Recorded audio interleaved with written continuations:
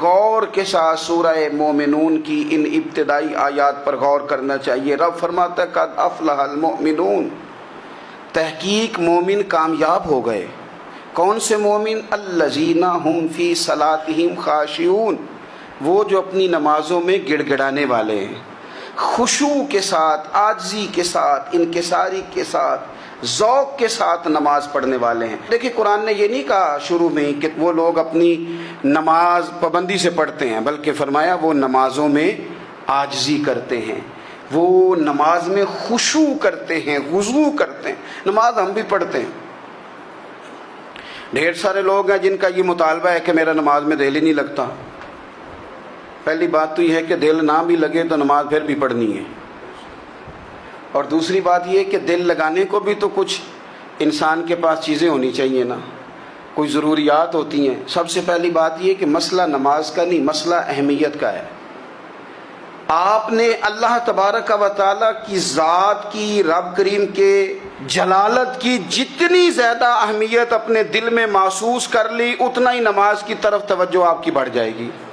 آپ سادی سی مثال ہے، غور کر لیں، جتنا آپ اپنے استاد کو پروٹوکول دیتے ہیں، جتنی عزت کرتے ہیں، اتنا ہی وقت پہ آپ ان کے پاس پہنچ بھی جاتے ہیں۔ اگر آپ کے دل میں اہمیت نہیں ہے تو آپ ٹال دیں گے، اور جس استاد کی اہمیت ہے اس کے فون کی گھنٹی بجتے ہی فون بھی اٹھایا جائے گا، اور بات پوری مکمل بھی نہیں ہوگی تو کہا جائے گا جیسے آپ کہیں گے، اور جو وقت وہ دیں گے ان سے 10 منٹ پہلے پہنچنے کی کوشش بھی کی جائے گی۔ بس سمجھ لیں دل لگنے نہ لگنے کا مسئلہ نہیں، اہمیت کا مسئلہ ہے۔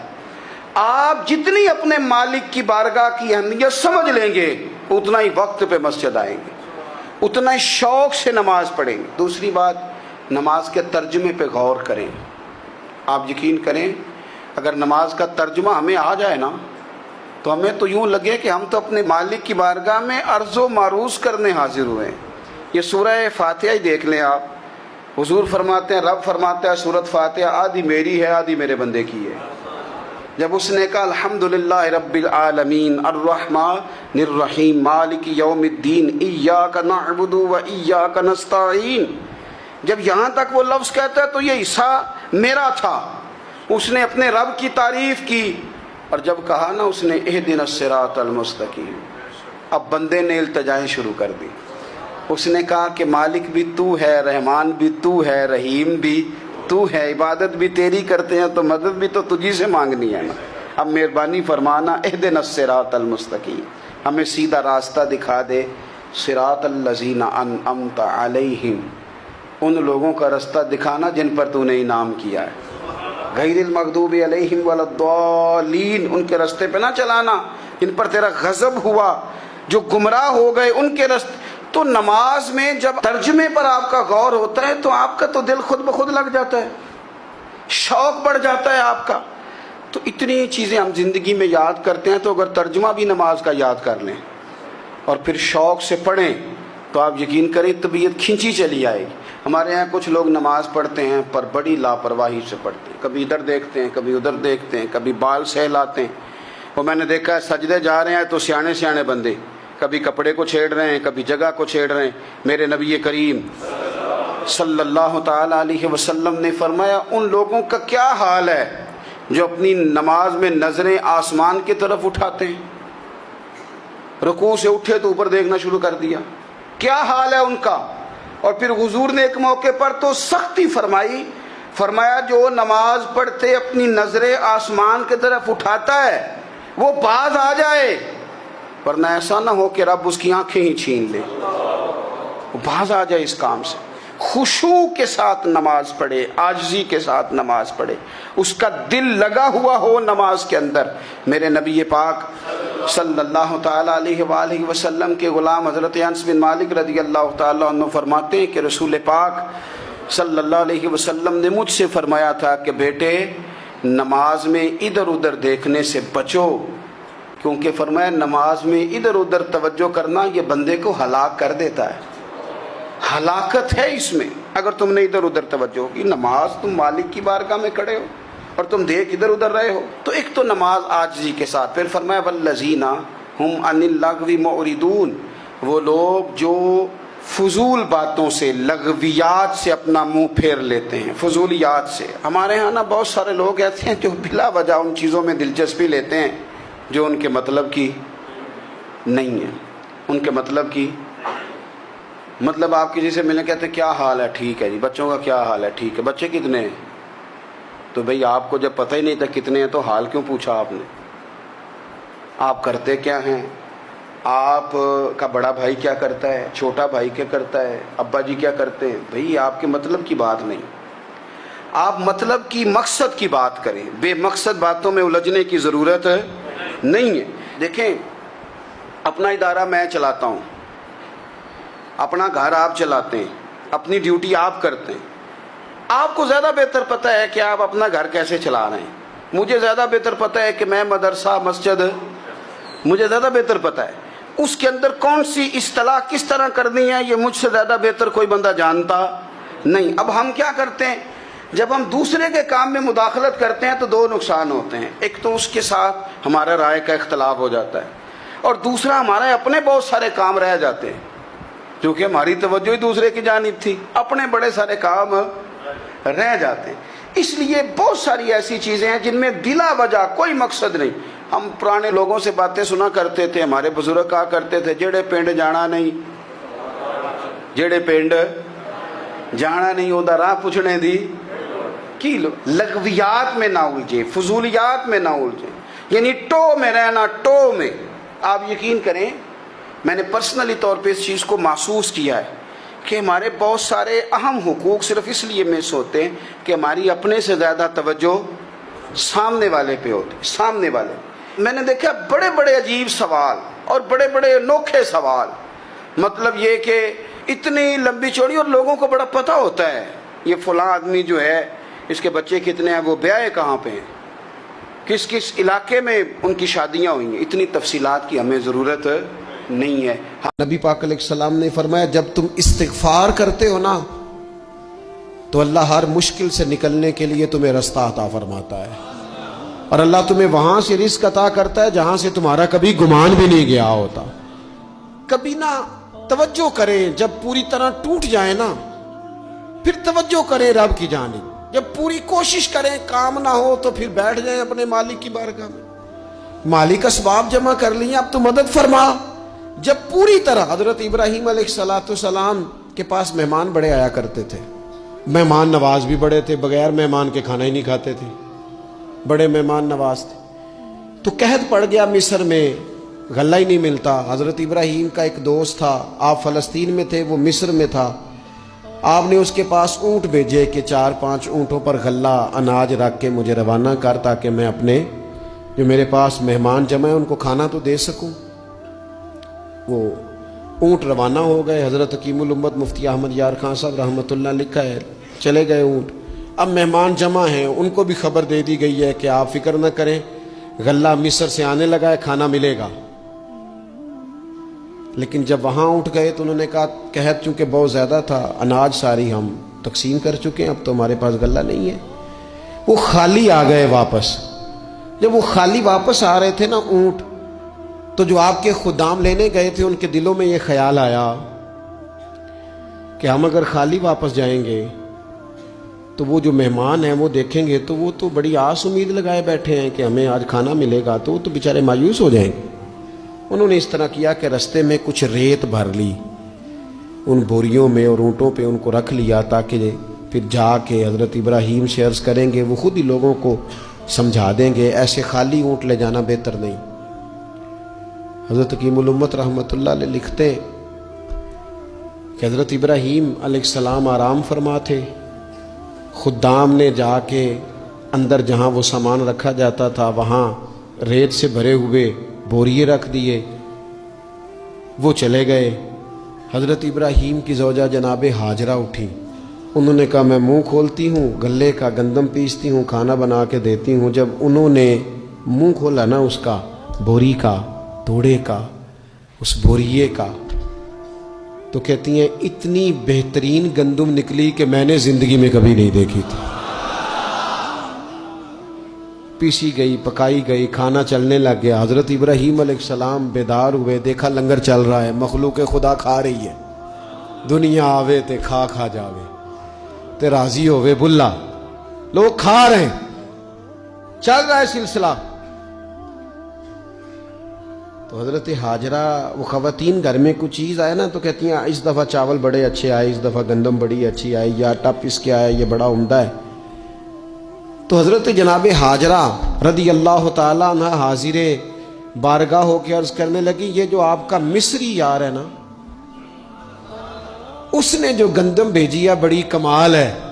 तो हजरत इब्राहीम तो जानते थे बात को, फरमाने लगे ये मेरे मिस्री यार ने नहीं भेजी, ये मेरे अरशी यार ने भेजी है, ये अरशी यार ने भेजी है। और वो जब भेजता है तो कमाल भेजता है, वो जब अता करता है तो बेशाद ही अता करता है। ओ मेरे दोस्तों, उम्मत को जरूरत है इस वक्त दस्ते गैब की। पाकिस्तान कभी ना बनता अगर अल्लाह ताला की गैबी ताकतें मदद ना फरमाती। पाकिस्तान कभी ना बचेगा अगर खुदा की मदद शामिल हाल ना होगी। हमें इज्तिमाई तौर पर रुजू इल्लाह करना है। हमारे जितनी इनफरादी मुश्किलात हैं, हम किसी तकलीफ में दुख में मुब्तला हैं, अल्लाह की तरफ रुजू करें, अपने रब की बारगाह की तरफ रुजू करें। और जो हमारे इज्तिमाई मसाइल हैं उनमें भी अल्लाह की बारगाह की तरफ रुजू करें। जब हम ये रुजू करेंगे मालिक के हुजूर तो फिर अल्लाह हमारे लिए रास्ते वाज़े फरमाएगा। ये रुजू किस तरह किया जाए? मैंने अपने साथियों के ज़िम्मे बिलखुसूस जो यहाँ खानका शरीफ से वाबस्ता हैं, वो अगर समझेंगे मैं हुक्म दे रहा हूँ तो इसको हुक्म समझ लें, और बाकी अगर अहबाब मेरी बहुत ज़्यादा दर्दमंदाना गुजारिश समझें तो ये मेरी गुजारिश समझ लें। 5 वक्ता नमाज के साथ कुछ थोड़ी सी इबादत रात की ज़रूर शुरू फरमाएं। 2 रकत हो जाए, लेकिन रात को तन्हाई में अपने रब की बारगाह में इबादत के लिए ज़रूर हाजिर। आला हज़रत का फतवा है कि जुमे की दूसरी अजान जो है ना, वो खतीब के सामने खड़े होकर नहीं देनी चाहिए, बाहर दरवाजे पे देनी चाहिए। आला हज़रत रहमतुल्लाह अलैह ना जबलपुर चले गए, सफर था, वहां आपके 2 खुलफा थे, बाप बेटा मौलाना अब्दुल सलाम भी खलीफा थे, मुफ्ती बुरहानुल हक उनके बेटे वो भी खलीफा थे। फाज़िल बरेलवी जब वहां पहुंचे ना, आलिम वो नहीं होता कि जो बात लच्छेदार तकरीर करके तो गुजर जाए। आलिम वो होता है जिसको बात करनी भी आती हो और जहन में उतारनी भी आती हो। वो शख्स है जो पुख्ता इल्म रखता हो, उसे पता हो कि किस हिकमत के साथ लोगों को बात समझानी है। कल्लिमुन्नासा ला कद्र उकूलिहिम, अगरचे मुदर्रिसीन की भी बड़ी बात है, लेकिन ठहर ठहर कर तरीके से प्यार से हमारे बुजुर्ग समझाते थे। आला हजरत से वहां किसी ने पूछा जी जुमे की दूसरी अजान कहां पढ़नी चाहिए, तो आला हजरत फरमाने लगे बाहर पढ़नी चाहिए। आपने वो फतवा दे दिया, वहां जनाब लड़ाई शुरू हो गई। वहां लोगों ने कह दिया जनाब हमारे यहाँ 40 साल से हो रही है, किसी ने कहा 35 साल से। आला हजरत फरमाने लगे दीन तजर्बे से नहीं आता, दीन इल्म से आता है। यानी 40 साल तजर्बा हो गया तो इसका मतलब है आप आलिम हो गए। दीन का ताल्लुक तजर्बे से, वो इल्म से है। वो बहस हो गई। आला हजरत ना अंग्रेज की अदालत नहीं जाते थे, फरमाते थे अदालत तो वो होती है जहां अदल होता है, आप उसको कचहरी कहते थे, अदालत कहती नहीं, तो कभी गए ही नहीं थे। उन्होंने मुकदमा करा दिया आला हजरत पे, पर्चा कटवा दिया जी मौलाना ने फसाद करा दिया। अब वो जज मुसलमान था, उसने रीड कर लिया। वो जो नायब कासद नहीं, वो अदरी जिसको कहते हैं आवाजें देता है, फलां बिन फलां हाजिर हो, वो आला हजरत का मुरीद था। आपने उसे बुला के ना तो सारी बात समझा दी, वो समझ गया करना क्या है। जब बारी आई ना आला हजरत की, तो जज साहब ने केस पहले पढ़ लिया था कि ये मसला है, मौलाना कहते हैं अजान बाहर पढ़ो, तो कुछ लोग कहते हैं सामने पढ़नी चाहिए। उसने कहा भी बुलाओ मौलाना रजा अली खां वल्द नकी अली खां। वो कहने लगा खड़ा होकर ना जज के सामने, कानों में दोनों बिल्कुल जज के आवाज देनी थी ना बाहर जाके, तो जज साहब के सामने जज साहब की तरफ मुंह करके कहने लगा मौलाना रजा अली खां वल्द नकी अली खां हाजिर हो। और जज कहने लगा बेवकूफ बाहर जाके कह। कहने लगे यही तो मेरे पीर कहते हैं, यही तो वो फरमाते हैं कि खतीब तो आया बैठा जुमा पढ़ाने, वो तो आया हुआ है, बाहर जाके कह जो नहीं आए उन्हें भी पता चल जाए कि जुमा पढ़ना है, यही तो वो कहते हैं। वो जज कहने लगा मौलाना को आने की जरूरत नहीं, वो जो भी कह रहे हैं ठीक ही कह रहे हैं, वो ठीक कह रहे हैं जो भी कह रहे हैं। उन्होंने फिक्री तौर पर लोगों की तरबियत की, उन्हें बात समझाई। एक मौलाना ने कह दिया कि नबी पाक सल्लल्लाहु अलैहि वसल्लम को तो गैब का इल्म ही नहीं, तो आला हज़रत फरमाने लगे तू बता अगर ना हो हुजूर को गैब का इल्म तो तेरा क्या फायदा है। सोचने की बात है ना भाई, کوئی اختلاف نہیں، لیکن کسی کا کیا نقصان ہے اگر اللہ اپنے نبی کو غیب کے خزانوں کی چابیاں دے؟ ہے کسی کا نقصان؟ عجیب فلسفہ ہے نا. میں سفر کرتا رہتا ہوں تو بچے میپ لگا لیتے ہیں، اس کو غیب ہے کدھر جانا ہے کدھر نہیں جانا، لے جاتا ہے کہ نہیں؟ لیفٹ ہو جاؤ رائٹ ہو جاؤ، کس نے بتایا اسے؟ اس کی بات ماننا اسلام کے کفر. اللہ اکبر، الجھ گئی نا بات. پھر وہ بتاتا ہے کہ آپ 5 گھنٹے 4 منٹ میں فلان جگہ پہنچ جائیں گے، تو اتنی دیر میں بندہ پہنچ جاتا ہے این ٹائم پہ. تو یہ بات ماننا اسلام کے کفر. لیکن مجھے افسوس اس بات کا ہے کہ ڈاکٹر کا الٹرا ساؤنڈ ماننے والے، میپ کی باتیں ماننے والے، کل اتنے بجے بارش ہو جائے گی یہ ماننے والے، اگر کہا جائے کہ رسول پاک نے یہ غیب کی خبر دی ہے تو لوگ اڑ جاتے ہیں. اعلیٰ حضرت فرماتے ہیں یوں نہ کرو جسے کوئی سائنسدان پڑھائے، اگر وہ بہت ساری باتیں بتا سکتا ہے تو جسے رب رحمان پڑھائے. رحمان علم القرآن خلق الانسان. میں تم بات ہی نہیں مانتے. فاضل بریلوی نے الدولت المکیہ پوری کتاب لکھی ہے اور آپ فرماتے ہیں اللہ نے سب سے زیادہ غیب کی خزانوں کی چابیاں اپنے نبی کو عطا فرمائی ہے. تو آپ نے ہر محاذ پر حضور کی شان بیان فرمائی، نبی پاک کی عظمتوں کے تذکرے کیے. آپ نے فرمایا کہ اولیاء اللہ، صوفیاء، بزرگ، ان پر تنقید نہ کرو. ہمارا نا آج مزاج بن گیا ہے. میں اکثر کہتا ہوں کہ لوگوں کا ذائقہ خراب ہو گیا ہے. یہ جو لوگ کہتے ہیں نا نماز میں دل نہیں لگتا، محفل میں سرور نہیں آتا، ہم جب اینک تنقید کی لگا کے جاتے ہیں تو کیسے مزہ آئے گا؟ جب ہم سامنے والے کو اچھا ہی نہیں سمجھ رہے، سب سے اچھے ہم خود ہیں.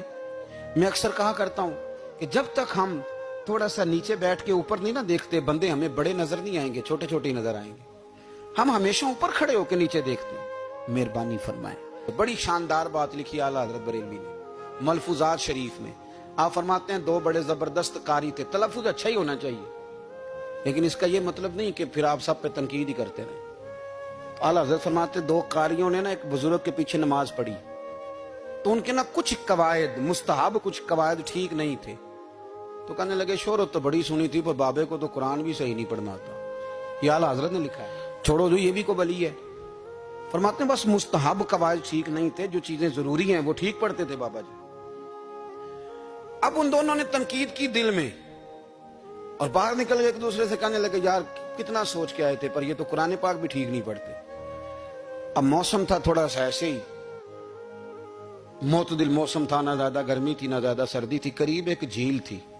کپڑے اتارے، تہمتیں باندھی اور جھیل میں گھس گئے نہانے کے لیے. ایک شیر آیا تو کپڑے اٹھا کے لے گیا. اب بندہ پانی میں کتنی کو دیر رہ سکتا ہے؟ موسم بھی معتدل تھا، بڑی گرمی میں بھی بندہ زیادہ نہیں رہ سکتا. ٹھٹھرنے لگے، پریشان ہو گئے، کانپنے لگے، جائیں تو کدھر جائیں، بڑے پریشان. اب شیر بیٹھا ہے سامنے اور پہاڑی کے اوپر وہ بیٹھا کپڑے لے کے. اعلیٰ حضرت فاضل بریلوی رحمت اللہ تعالی علیہ فرماتے ہیں کسی نے جا کے بزرگوں کو بتایا کہ وہ آپ کے مہمانوں کے کپڑے لے گیا شیر. تو ٹھٹھر رہے. وہ بزرگ آئے اور آ کے نا تو شیر کو آواز دی، اللہ ہر مشکل دی کنجی یارو ہاتھ مرداں دے آئی. شیر کو آواز دی، کہنے لگے ادھر آئے نا. وہ آیا تو تھپکی دی. فاضل بریلوی نے حقوق والدین پہ لکھا، حقوق اولاد پہ لکھا، استاد کے حقوق پہ لکھا، شاگرد کے حقوق پہ لکھا. اعلیٰ حضرت نے پڑوسیوں کے حقوق پہ لکھا. فاضل بریلوی رحمت اللہ نے پیر اور مرید کے حقوق پہ لکھا. اعلیٰ حضرت نے شرطیں بیان کی مرید کس کا ہونا ہے، شرائط. فرمایا سب سے پہلے 4 شرطیں دیکھو پھر بیعت کرنا. پہلی بات یہ کہ وہ بندہ اتنا عالم ہے کہ ضرورت کے مسئلے بتا سکے، جاہل کی بیعت جائز نہیں. اور دوسرے نمبر پہ فرمایا یہ بھی دیکھو کہ اعلانیہ گناہ تو نہیں کرتا، ظاہری طور پر شریعت کا پابند ہے. تیسرے نمبر پر یہ دیکھو اس کا سلسلہ متصل ہے، باقاعدہ کسی سے مرید ہوا ہے، سلسلہ اوپر تک صحیح چل رہا ہے. اور فرمایا چوتھا یہ ضرور یاد رکھنا کہ خلیفہ مجاز ہو، کسی شیخ کامل نے اسے اجازت بھی اپنی مرضی سے نہ بان کے بیٹھ گیا ہو کہ مجھے تویز مل گئے ہیں، یہ نہ ہو. فرمایا ان چیزوں کو دیکھو اور پھر پوری پابندیاں لگائیں. کسی نے پوچھا پیر اور مریدنی کا پردہ ہے؟ تو اعلیٰ حضرت فرمانے لگے نبی پاک کی جو بیویاں ہیں نا وہ مومنوں کی مائیں ہیں، ان کو قرآن نے مائیں کہا ہے. تو اگر اس ماں کا بیٹے سے پردہ ہے تو پھر مریدنی کا پیر سے پردہ کیوں نہیں؟ فرمایا واجب ہے مریدنی کے لیے پیر سے پردہ کرنا، واجب ہے. آپ کو ایک بزرگ تھے، انہوں نے اپنے ہاں جلسے پہ بلایا. جب آپ پہنچے تو وہ عورتوں کو ننگے منہ تعویذ دے رہے تھے. آپ نے دور سے دیکھا تو واپس آ گئے. وہ دوڑے پیچھے، کہنے لگے مولانا کچھ تو خیال کریں، لوگ کیا سوچیں گے، ایسے چلے گئے. تو آپ فرمانے لگے شاہ جی آپ نبی پاک کی شریعت کا خیال نہ کریں تو میں آپ کا خیال کروں؟ शरीयत इस्लामिया का ख्याल नहीं कर रहे, बेपर्दा औरतों में बैठे हो। वो कहने लगे मैं तौबा करता हूं, आज के बाद नहीं करूंगा। फरमाया फिर हाथ बढ़ाइए, फिर मैं आपके हाथों के बोसे लेता हूं। इसलिए कि अगर आप मान गए हैं तो फिर हमारा इख्तलाफ नहीं। सारी जिंदगी दीन की पहरेदारी की। आला हजरत रहमतुल्लाह अलैह ने आज से 150 साल पहले कहा था, मुसलमान अपने बैंक कायम करें, अपना सरमाया। एक जो बातें आज कर रहे हैं ना आपके लोग दानिश्वर, वो 125 साल पहले कहा था कि अपने बैंक बनाओ, आपस में मुसलमान तजारत करें। फरमाया अपना पैसा एक दूसरे पर खर्च करो, गरीबों को वज़ाइफ दो, वो सारे तरीके अपनाओ जो सहाबा ने और महबूब करीम ने हमें अता फरमाए। मुसलमानों की फलाह पर उन्होंने बड़ा काम किया। वो जमाना, इकबाल पहले कहा करते थे सारे जहां से अच्छा हिंदुस्तान हमारा, फिर अल्लाह ने तौफीक दी तो कहने लगे नहीं, खास है तरकीब में कौमे रसूल हाशमी। आला हजरत उसी जमाने से कह रहे थे नहीं भाई, जो मुस्तफ़ा के गुलाम हैं उनका मनसब और मेयार अलग है। बड़ी मोहब्बत से जिंदगी गुजारी, अल्लाह से बड़ा डरते थे। सैयद अयूब अली रजवी साहब आपके खलीफा हैं।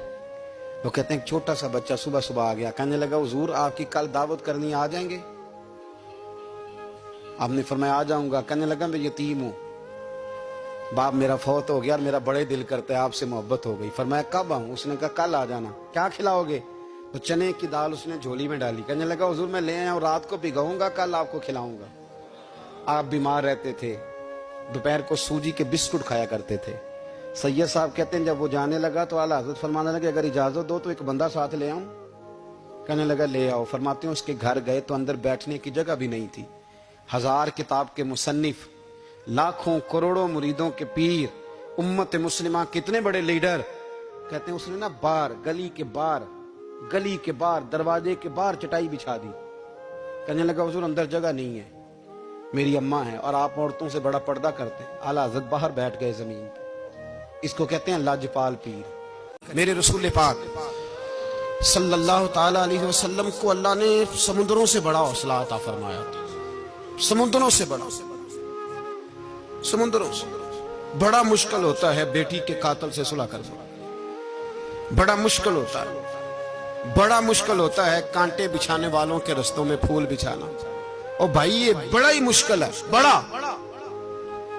बड़ा जिन्होंने पत्थर बरसाए हो, मक्के से निकाला हो, उनके गले में फूलों के हार डालना।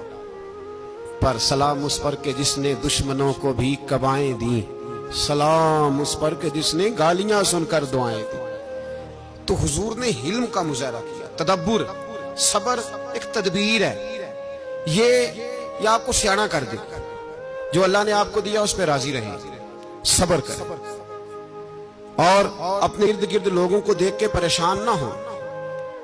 नबी पाक अलैहिस्सलातु सलाम ने अपनी उम्मत को सबर सिखाया और साथ ये भी हुक्म फरमाया कि मुसीबतें और मुश्किलें बड़े लोगों पे आती हैं, छोटों पे मुश्किलात, जो दिल के छोटे हों, ज़हन के छोटे हों, उन पर अल्लाह मुश्किल नहीं डालता। एक सहाबी ने कहा या रसूल अल्लाह सल्लल्लाहु अलैहि वसल्लम सबसे ज्यादा मुश्किलात किन पे आती हैं? तो हुजूर ने फरमाया नबियों पे। किन पे या रसूल अल्लाह? उसके बाद तो हुजूर ने फरमाया फिर नेक लोगों पे, उलमा पे, सुलहा पे, सूफिया पे, अतकिया पे। इन लोगों पे बड़ी मुश्किलात होती, ये कठिन राहों से गुजरते। भाई तैयार करें ज़हनी तौर पे अपने आप मुश्किलात के लिए, आजमाइशों के लिए, तकलीफों के लिए तैयार करें। जब आप तैयार रहेंगे फिर आने वाली मुश्किल आसानी से गुजर जाएगी। और जब कहेंगे पता नहीं क्या होगा, हौसला छोड़ जाएंगे, फिर मामला खराब होगा। दलेर रहे। नबी पाक सल्लल्लाहु अलैहि वसल्लम के मदीने आने से पहले एक शख्स था, अब्दुल्ला बिन नबी सलोल उसका नाम था। तो मदीने वाले लोग उसको अपना पेशवा मानते थे, औस भी खजरज भी, उसकी ताजपोशी भी की, बड़ी उसकी मनता थी। जब हुजूर आ गए तो उसका कारोबार बंद हो गया। अब लोग ये नहीं समझते कि मैं गलत हूं, लोग किसी के मुफादात को ठेस पहुंचती है तो मुखालफत करने लग जाता है। अब उसके हालात जब खराब हुए तो उसने पता क्या किया, झूठ मूठ का कलमा पढ़ लिया। समझ आ रही है बात? झूठ मूठ का। और मुनाफिकों का एक टोला उसने तैयार कर लिया जिसका कुरान मजीद ने सूरह मुनाफिकून में जिक्र किया। एक जंग का मौका था, नबी पाक सल्लल्लाहु अलैहि वसल्लम तशरीफ ले गए तो अब्दुल्ला बिन नबी सलोल भी चला गया। हजरत उमर फारूक रदी अल्लाह तआला अन्हु के एक गुलाम थे, वो पानी लेने कुएं पे गए। ادھر سے انصار میں سے، چونکہ حضرت عمر کے غلام مہاجر تھے، انصار میں سے ایک شخص پانی لینے پہلے سے آیا ہوا تھا، پانی بھرنے میں کوئی اختلاف ہو گیا، جھگڑا ہو گیا، مار کٹائی تک نوبت آ گئی، حضرت عمر کے غلام نے کچھ چیز مار دی، اس شخص کو زخمی ہو گیا، اس نے پکارا، عبداللہ بن ابی سلول نے سمجھا کہ موقع اچھا ہے، دوڑا ہوا آیا اور آ کر اس نے کہا انصارے مدینہ بھاگ کے آؤ، جلدی آؤ، اور بڑے غلط جملے استعمال کیے، کہنے لگا اگر ان لوگوں کو تم اپنا بچہ کچا کھانے کو نہ دیتے مہاجروں کو تو آج یہ تمہارے سر پہ نہ بیٹھتے، معاذ اللہ ایسی باتوں پہ کہا کرے، بولے یہ روز مرہ کی گفتگو میں عادت بنائیں، کوئی ایسی بات کرنی ہو تو معاذ اللہ استغفر اللہ کہہ کے کرنی چاہیے۔ اس نے کہا کہ معاذ اللہ اب ان کو بچہ کچا نہ دیں تو یہ ہمارے سر پہ نہ بیٹھتے، شور کیا اس نے۔ ہمارے ہاں بھی سیانے بندے پنچایت کے لوگ وہ کہتے ہیں تو اس برادری کے بچے سے ہی مار کھا ہے، پتہ ہی نہیں چلا، جا اسے مار کے آ، سر پھاڑا، یہ کر، پھوڑ دے اس کا سر اور دیکھ میں دیکھ لوں گا بعد میں جو ہوگا۔ یہ عقل مند لوگوں کے مشورے نہیں، یہ جاہل لوگوں کے مشورے۔ ناراض نہ ہونا، پر یہ نبی پاک صلی اللہ علیہ وسلم نے فرمایا ہے، حضور کا فرمان ہے، یہ کن لوگوں کا کام ہے؟ بول کے بتائیں، بول کے۔ پڑھے لکھے سیانے بندے اس طرح کے مشورے یہ بالکل نہیں دیتے، جاہلوں کا کام۔ پکارا، مہاجر سارے اکٹھے ہو گئے، انصار سارے آ گئے، جب انصار آئے تو مہاجرین کو بھی پکارا، مہاجر بھی آ گئے۔ اب وہ گتھم گتھا ہونے لگے تو کسی نے جا کے محبوب پاک کے کان میں کہا یا رسول اللہ وہاں تو مہاجر انصار لڑنے لگے، وہ پرانی لڑائیاں پھر سے جاگ گئی ہیں۔ نبی پاک تشریف لائے، حضور نے وہاں لفظ بیان کیے، فرمایا یہ تم نے کیا جاہلوں جیسا کام شروع کیا ہوا ہے، یہ کون سا کام ہے؟ اللہ کرے ہم سب اس کام سے باز آ جائے، آمین تو کہنا۔ وہ تو اس برادری دے منڈے کوئی مار کھائے ہیں، برادری کیا ہوتی ہے؟ برادری تو تعارف کے لیے، اونچ نیچ کہاں سے آ گئی؟ کہا میرے رسول پاک علیہ الصلوۃ والسلام نے فرمایا تم جاہلوں جیسے کام کر رہے ہو۔ صلح کرائی، بات رفع دفع کرائی، لوگ چلے گئے، معاملہ ٹھنڈا ہو گیا۔ لیکن عبداللہ بن سلول نے کہا کہ میں یہ موقع خالی نہیں جانے دوں گا، پھر گیا ہوں اور جا کے انصار مدینہ سے کہنے لگا ایک دفعہ جا لینے دو مدینے، تم نے میری بات نہیں نہ سنی، جو وہاں بڑے سردار بیٹھے ہیں ان سے بات کروں گا، اور معاذ اللہ ثم معاذ اللہ ہم ان بے عزت لوگوں کو مدینے سے نکال دیں گے، وہاں صرف عزت والے رہیں گے۔ یہ غلط جملے اس نے ادا کیے جس کو قرآن پاک نے سورہ منافقون میں بیان فرمایا۔ اس نے یہ بات کی، ایک صحابی تھے حضرت زید رضی اللہ تعالیٰ عنہ، وہ سن رہے تھے، آ کے عرض کی یا رسول اللہ صلی اللہ علیہ وسلم عبداللہ بن ابی سلول تو اس طرح کہہ رہا ہے کہ مدینے جا کے عزت والے دوسروں کو نکال دیں گے، اور تم اگر اپنا بچہ انہیں نہ دیتے تو معاذ اللہ آج ایسا نہ کرتے۔ حضرت عمر نے بھی سن لیا، حضرت عمر نے بات سن لی، تلوار نکالی اور دوڑے، حضور نے بازو پکڑا، فرمایا کدھر جا رہے ہو؟ کہا یا رسول اللہ اگر آج سزا نہ دی تو کل اور بات بھی کرے گا، اور اگر آج ایک قتل ہو گیا تو باقی سیانے بن جائیں گے، یا رسول اللہ مجھے چھوڑے میں ماروں گا۔ حضور نے فرمایا عمر چپ کر، وہ جھوٹ موٹ کا کلمہ پڑھتا ہے، لوگ کہیں گے کہ محمد ابن عبداللہ نے اپنے ساتھی مارنے شروع کر دیے، چپ کر، حوصلہ کر، صبر کر، دلیری کر۔ حضرت عمر کہتے ہیں میری حضور کے کہنے پر میں ٹھہر تو گیا، پر وہ میرے اندر جو آگ لگی ہوئی تھی ٹھنڈی نہیں ہو رہی، کہتے میں چپ تو کر گیا۔ نبی پاک علیہ الصلوۃ والسلام نے پوچھا عبداللہ بن ابی سلول سے تو نے یہ کہا ہے؟ کہنے لگا حاشا و کلا، میں نے بات ہی نہیں کی نا۔ اب لوگ کہنے لگے کہ زید تو نوجوان ہے تو یہ بوڑھا آدمی ہے، چلو صحیح کہتا ہوگا، حضور بھی خاموش ہو گئے۔ اللہ پاک نے قرآن مجید نازل فرما دیا، فرمایا اللہ نے سن لی ان کی بات جنہوں نے یہ کہا ہے، اور پھر لفظ بڑے حسین ہے، فرمایا یہ کہتے ہم عزت والے ہیں؟ نہیں، وَلِلَّهِ الْعِزَّةُ وَلِرَسُولِهِ وَلِلْمُؤْمِنِينَ، فرمایا عزت تو اللہ کے پاس ہے، اللہ کے رسول کے پاس ہے، اور عزت تو مومنوں کے پاس ہے، مومنین کے پاس عزت ہے۔ یہ قرآن پاک نے سارا مضمون بیان کر دیا کہ عبداللہ بن ابی سلول غلط کہتا ہے اور حضرت زید صحیح کہتے ہیں۔ حضور نے کچھ نہیں فرمایا، جا رہا ہے قافلہ۔ جب مدینے کی سرحد آ گئی نا، حدود مدینہ منورہ کی شروع ہوئی، تو عبداللہ کا اپنا بیٹا، اس کا نام بھی عبداللہ بن عبداللہ تھا، اپنا بیٹا اس کا بڑا مخلص جانثار غلام تھا میرے رسول پاک صلی اللہ علیہ وسلم کا، وہ تلوار لے کے مدینے کی حد پہ کھڑا ہو گیا، اور کہنے لگا میرے باپ تو نے اتنی بےایمانی کے لفظ کہے کہ میں ان کو نکال دوں گا. کہے اپنی زبان سے کہ میں ذلت والا ہوں, رسول پاک کو اللہ نے بڑی عزت عطا فرمائی, کہے ورنہ میں تیری گردن کاٹ دوں گا. بول کہے حضور بھی عزت والے اور نبی پاک کے غلام بھی عزت. کہے اپنی زبان سے کہے میرے رب کا یہ فرمان ہے وَرَفَعْنَا لَكَ ذِكْرَكَ, ابھی میں خود تیرے لیے تیری شانوں کو بلند فرما دوں گا. تو کہے تو دشمن ہو کے کہنے لگا میرے بیٹے مجھے معاف کر دے, مصطفیٰ تو بڑی عزت والے ہیں, ان کے غلام شانوں والے ہیں. جب بیٹا تلوار لے کے سامنے کھڑا ہوا, شہرت ہوئی, اب نبی پاک نے حضرت عمر کی طرف دیکھا, کہا عمر تیری بات صحیح تھی, اب جو ہوا یہ زیادہ صحیح تھا. وہ میں نے تجھے کہا حوصلہ کر, تدبر کر, وقت کا انتظار کر, یہ صحیح ہوا کہ وہ صحیح تھا. تو حضرت عمر فاروق کہنے لگے یا رسول اللہ میں گواہی دیتا ہوں آپ واقعی اللہ کے سچے رسول ہیں صلی اللہ. اتنی اچھی رائے, وقت فیصلہ کرتا ہے, تدبر سے چلے, دانائی سے چلے, علم پیدا کرے, بردباری. ہمیں کئی دفعہ سجدہ صاف کرنا پڑتا ہے, ہم جو کہتے ہیں بات اس کے الٹ نکل آتی ہے. ہم کسی شخص کے بارے میں کچھ تبصرہ کر بیٹھتے ہیں, کچھ عرصے کے بعد ہمیں پتہ چلتا ہے کہ وہ تو ایسا تھا ہی نہیں, ہم نے غلط بات کر. ہم بغیر تحقیق کے, بغیر تفتیش کے, حوصلہ نہ ہونے کی وجہ سے, صبر نہ ہونے کی وجہ سے ہم بہت سارے کام کر گزرتے ہیں, پھر ہمیں نقصان ہوتا ہے. اپنی زندگی میں حلم نہ چھوڑیں.